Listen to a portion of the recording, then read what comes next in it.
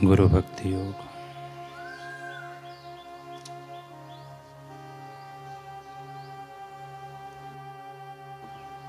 गुरु की महिमा को पहचान कर उसका अनुभव करो और उनका प्रेम संदेश मनुष्य जाति में फैलाओ।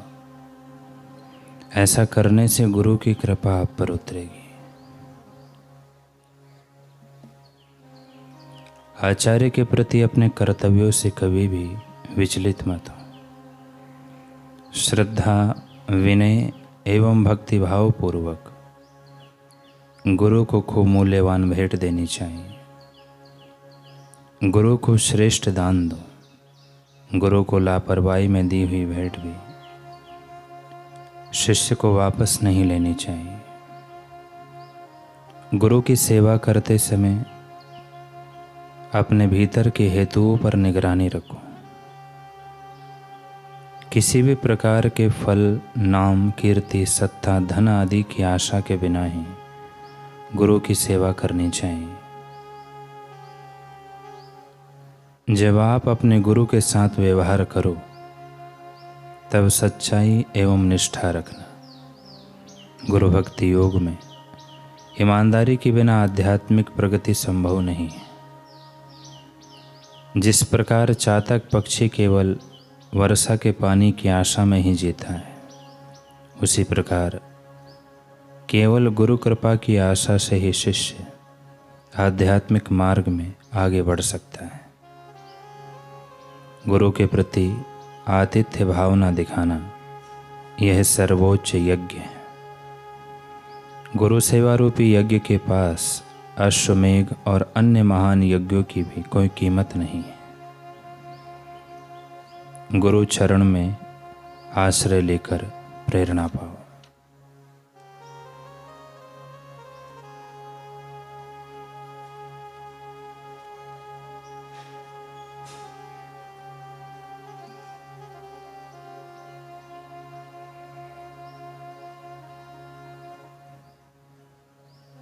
संत कबीर जी कहते हैं, तीरथ नाए एक फल, संत मिले फल चार, सद्गुरु मिले अनंत फल, कहत कबीर विचार।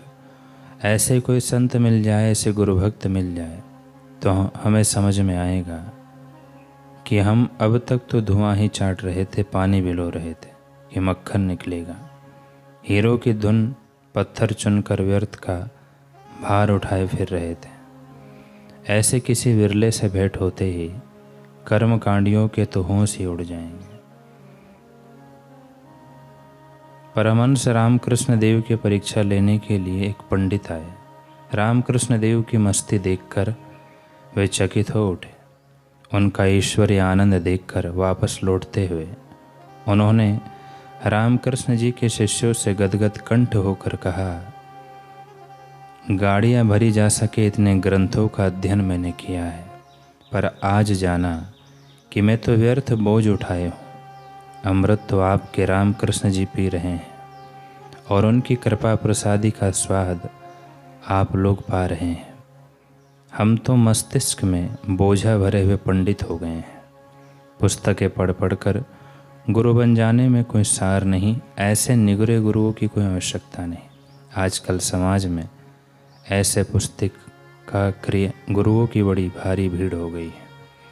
कोई सद्गुरु का प्यारा मिल जाए तो चारों पुरुषार्थ के द्वार खुल जाएं। धर्म, अर्थ, काम और मोक्ष के द्वारों का क्या मजाल है कि वे बंद रहे। जब कोई सद्गुरु का प्यारा आपका हाथ पकड़ ले तो निश्चित जानिएगा कि आपके लिए धर्म, अर्थ, काम और मोक्ष के द्वार बंद नहीं रह सकते।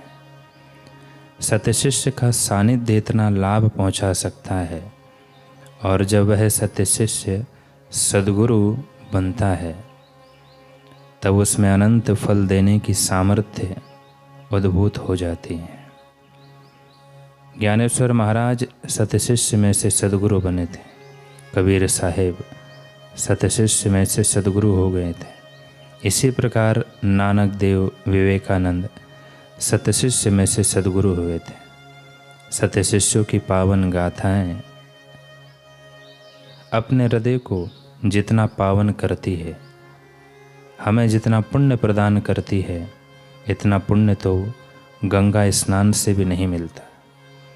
सद्गुरु और सतशिष्यों की चर्चा हमें जितना अमृत पिला सकती है उतना अमृत पिलाने की शक्ति स्वर्ग के घड़े में कहाँ है। स्वर्ग का सुख और स्वर्ग का अमृत ऐसा कहाँ है। सतशिष्यों और सद्गुरुओं की गाथाएं सुनने से समझने से जो रस मिलता है, अमृत बरसता है, वह स्वर्ग के अमृत को लज्जित कर देता है। स्वर्ग का अमृत यहाँ आकर निरर्थक सिद्ध होता है। देवताओं के अमृत को तुच्छ सिद्ध करने की सामर्थ्य सद्गुरु और सतशिष्य की गाथाओं में समाई हुई है।